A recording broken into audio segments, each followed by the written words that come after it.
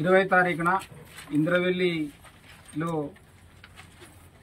అమరవీరులకు విప్లవ జోహార్లు అర్పించడానికి తెలంగాణ రాష్ట్రంలో ఉన్నటువంటి అన్ని వర్గాల ప్రజలు, ప్రజాస్వామికవాదులు, మేధావులు, ఆదివాసీలు పెద్ద ఎత్తున తరలివచ్చి ఇంద్రవెల్లి అమరవీరుల సంస్థాన సభను విజయవంతం చేయాలని ఆదివాసీ హక్కుల పోరాట సమితి కుటుంబ రాష్ట్ర కమిటీ తరఫున మేము విజ్ఞప్తి చేస్తున్నాం.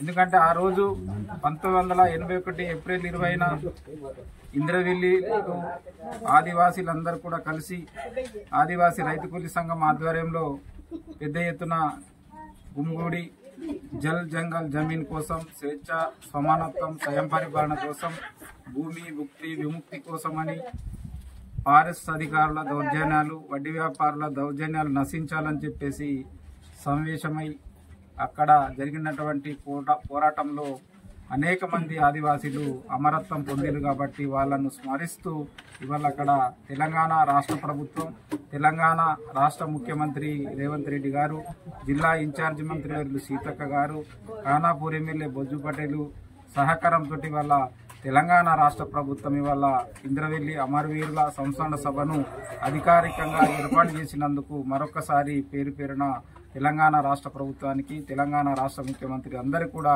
ధన్యవాదాలు తెలియజేస్తున్నాం.